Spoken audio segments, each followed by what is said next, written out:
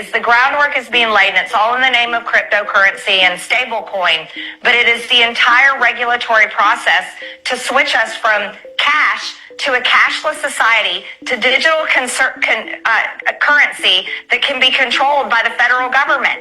There you go. While we were all distracted with the Epstein list and all the drama between Mr. Golden Dawn and Chip in the Brain and wars and rumors of wars, we can see that the Mark of the Beast Infrastructure Act has been passed. Oh, I'm so sorry. Did I say Mark of the Beast Infrastructure Act?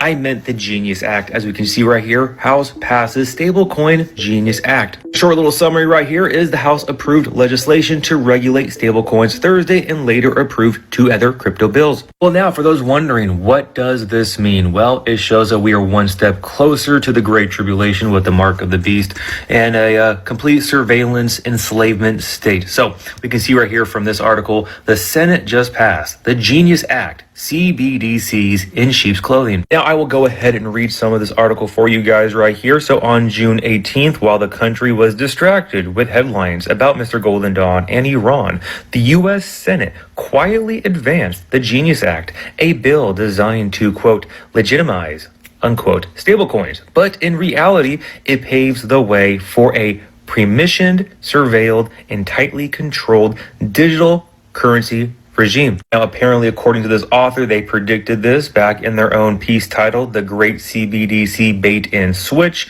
We warned the stablecoins would be used as a Trojan horse to usher in the exact same kind of financial surveillance grid promised by central bank digital currencies, which is CBDCs. My goodness, who could have saw this coming?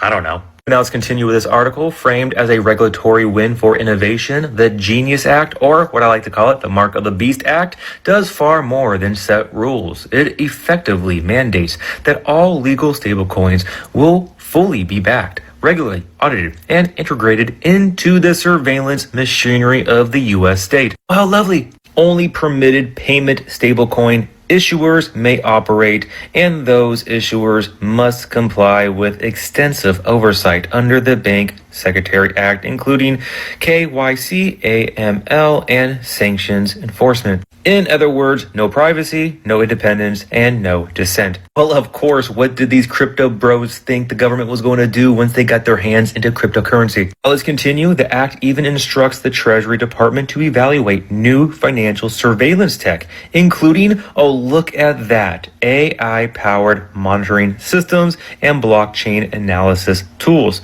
These technologies, we're told, will help, quote, assess privacy risks, as if privacy itself is the threat. And as he continues to say, let's be honest about what really is going on, a nationalized control grid disguised as modernization. Well, yeah, this is the beast system. Now, the old CBDC fear, it just got a fresh coat of paint and a bipartisan smile. Republicans and Democrats alike are pushing the Genius Act. I wonder why. Pretending it's a win for decentralization. But these stablecoins aren't free market crypto. They're government approved. No duh. Heavily. Alright, Shalom, Israel. First and foremost, I want to give all honor, glory, and praises unto Yahawah, Bahashem, YAHAWASHI, Bahashem, Wakwadash. Double honors to the elders and apostles of Great Millstone, and Shalom to the mighty Akim, Wakwathim, who are diligently waiting to be delivered from this foul captivity. This is Brother Kawa Cup coming at you with no lesson. Hold on one second, Slock, let me get this. Let me speak it. Clearly, they don't care about consequences. They really only care. Yeah, basically, you heard all this stuff that was going on, and when I first heard it, I didn't think, because oftentimes when I listen to these, bills being passed, I don't fully understand like what they actually mean, what they actually entail, and stuff like that. It's just like it's kind of hard to understand because the wording of the actual bills, when I actually go to see what the bill says, it's so confusing and like it's literally convoluted. I think that's like the literal definition of it. They use convoluted wording and terms to portray, oh yeah, we want to do this, that, and third, when in actuality it's really a wicked thing. But anyway, continuing on, Proverbs chapter 26 verse 25, when he speaketh fair, believe him not, for there are 7 abominations in his heart. So that's basically the reality of it, where oh yeah, like we want to do this, we want to help people, but in actuality, it's really a bill used to backstab and to lie and cheat people. All right, that's basically the reality of it. All right, and also on top of that, the bills are actually intentionally worded to be convoluted. 2 Corinthians chapter 2 verse 11, lest Satan should get an advantage of us, for we are not ignorant of his devices. Because if everyone was able to, if they made all these bills to be simplistic and allowing anyone to just understand it from the jump, then a lot of people would be able to see just how wicked Esau is and how he sets his stuff up. He is not fair. He is not a good person. Like it's been very clear. Not necessarily, well, yeah, it has been clear.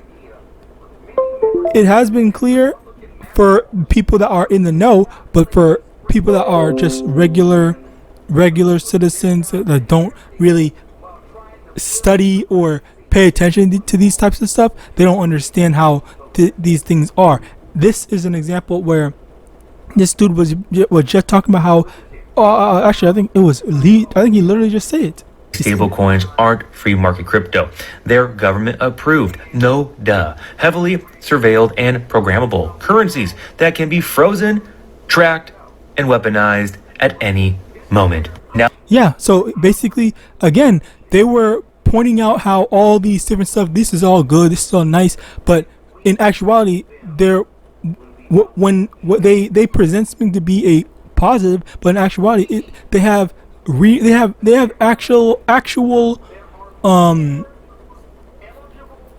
plans to get underneath our skin to surprise us with all right, like that's basically what they set up. That's what they do. All right, that's their actual desires with it. All right. Slock. There was one more precept. It was when he speaketh player, believe him not. But okay, yeah. Let me get this.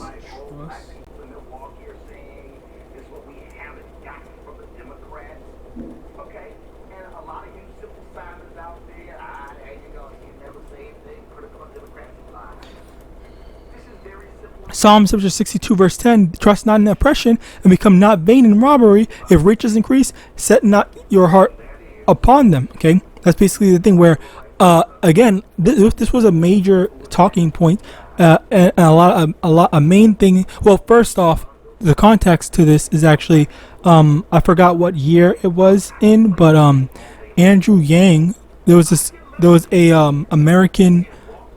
Chinese American candidate that wanted to vote.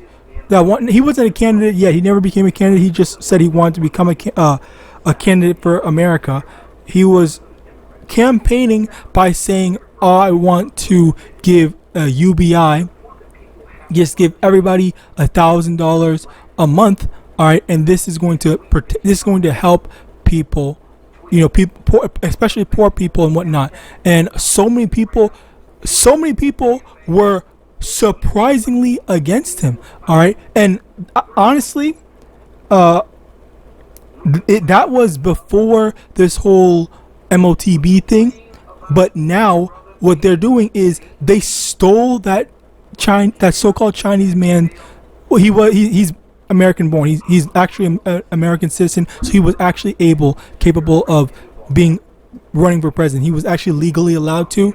But he was saying, I want to give a UBI to everyone. And what they did was they stole that idea, and they said, okay, well, we want to give a UBI to everyone who takes the the MOTB. All right, that's basically what he wanted. That's what he was. That's what I think. What's that dude's name? DJT. I think that was at one point one of his arguing points where that was one of his arguing points where he was saying that he wants to give everyone money or something like that. But yeah, that's another thing where I also heard, I forgot, Saki, now I remember, it was they want to give incentivize you by giving you, if you take their new digital thing, you will get $1,000 or $2,000 a month, so that you can, especially because it only went up because of inflation, by the way. But yeah, they were saying that they want to give you this if you take this stuff. Like they're not just gonna give it to you for free, or just giving it to you for being an American citizen or anything like that. They literally said you have to get this and whatnot. But that was one of the initial concepts for ideas. It never actually got implemented, obviously, or else a lot of people would have been doing that. But that was basically a part of a part of, you know, what they were planning on doing, but did not yet really get the chance to do. Oops, wrong one. To do so yet. All right. But yeah, like that's one of the thing where 2 Corinthians chapter 2 verse 11, listeners should get an advantage of us, for we are not ignorant of his devices. And when they make bills like the Genius Act, the beautiful big bill, whatever the frick it's called, act, in all honesty, all their new bills, all their old bills, whatever, it's intentionally made that way because the average person isn't smart enough to, or not even just the average person, but a lot of people are not smart enough to be able to, or even are going to bother to take the time to sit down and actually read, what does this bill mean? What does this bill entail? What is the wording of the actual bill trying to say? What's it actually trying to say? Most people wouldn't do that. And even then, like, say for example, this person, like, it gets to a point at times when sometimes you can't really fully believe a lot of the people that say these types of stuff, because they might have agendas. Okay, now in a way, Slakia, in a way, what happens here is that they do try to show you examples, like, okay, look at this is what the bill says, so of course this is the conclusion that we've come to. This is what it's actually saying, and of course, like, that's one of the thing. But sometimes, you know, especially me, when I'm watching these videos, when I'm watching a lot of these videos, not this person in particular, but when I'm watching some of these political videos, they really just quote it and they say it and they don't provide evidence. So it's just like, I'm supposed to believe someone that's just talking out of their ass. They're not showing any proof or demonstrating, like, where does the bill say that. So, but that, again, that's a 50-50 toss up. It's not. Sometimes the explanation and the actual quote is there. Sometimes it's not. And that's one of the things that you have to look out for if you're relying on someone to explain a bill or something like that to you in just literal politics in general. All right, so that's what this is one thing to look for. But yeah, that's basically what was important for me to make note. Continuing on, Habakkuk chapter 2 verse 3, which also, Slakia, that's also another reason why it's another reason why what's the word? It is another reason why we have to be careful, and well, still, even when it comes to politics, we still don't involve ourselves, because it's not our role per se. All right, Habakkuk chapter 2 verse 3: for the vision is yet for an appointed time, but at the end it shall speak and not lie. Though it tarry, wait for it, because it will surely come, it will not tarry. And this is in reference to the MOTB, because we're over here waiting patiently, like, when is the MOT going to be implemented? We want this, we want that, we want the Lord to do it, to execute his judgments and all that. And we're waiting over here, we're watching to see, okay, you know, when is it about to happen? Is it about to happen now? Okay, we're waiting, and all this stuff like that. Just know that it's going to happen soon. It is going to happen very soon. We wait for the Lord. We wait for the Lord to deliver us and to put his judgments into play. Okay, let's continue on. Revelation chapter 16 verse 2: and the first went and poured out his vial upon the earth, and there fell a noisome and grievous sore upon the men which had the mark of the you know what, and upon them which worshipped his beast. Okay, so basically there was a sore. There's going to be a sore that's going to be on the people that took the MOTB. All right, that's a very fun thing to look forward to. I'll say fun. That's a good thing, because you know these are one of the verses that I didn't really remember too much until someone else actually pointed it out, that you know the one of the one of the immediate drawbacks, okay, I'll say it, or more immediate drawbacks of taking the MOTB is that the Lord's gonna is that having that thing in your skin is going to make some sort of sore pop out and stuff like that. Like, you know, let me just, where is it? I want to get here, and not just a normal sore, but a grievous sore.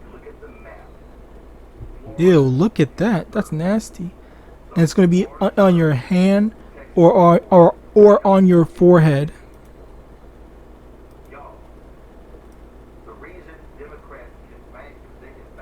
Like, if you've ever had a sore before, like, it is nasty.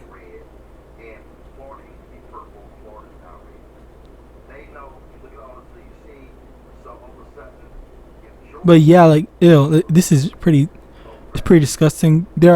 These are primary sores on their lips, which if you ever had a sore on your lip, it's pretty nasty. Or inside your mouth, Slakia. But yeah, it's pretty nasty. It's pretty annoying. But you know, the thing is that's going to be on their hand.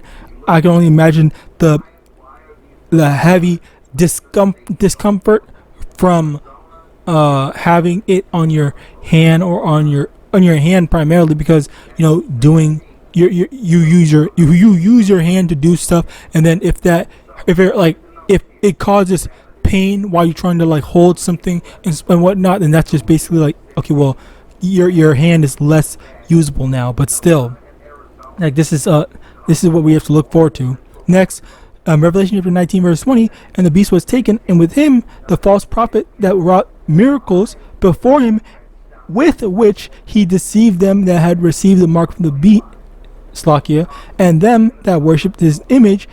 These both were cast alive into a lake of fire, burning with brimstone. And again, Slakia, this is another thing I forgot to mention, how even this dude was saying how this is the MOTB. Okay, everyone that is in the know, everyone that's looking at the prophecies, we know that, okay, what, this is the thing that's leading into it. These are the things that are leading into it. We are happy to see this type of stuff, okay, because we want the Lord to come soon. We want Yahawashi we want Yahawashi to come deliver us. All right, what does Luke chapter 18?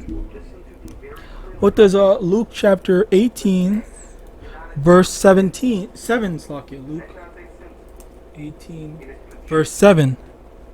And shall not Yahweh avenge his own elect, which cry day and night unto him, though he bear long with them? Okay, we're crying day and night, waiting for the Lord to deliver us. Okay, so of course we're looking forward to this. We want this stuff to happen. We want all this to happen. All right.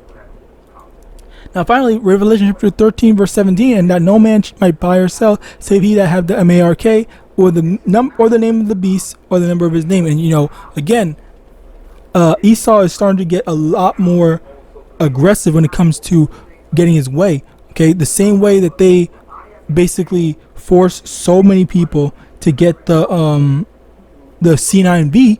All right, to get the C9V. They clearly, that was the fact that they're able to do that. That means that they're going to do it again. So with that, praise and most edifying, I'm going to give all honor, glory, and praise unto Yahawadah, the ones, the elders, and apostle, great, Son of God, Shalom, Slakia.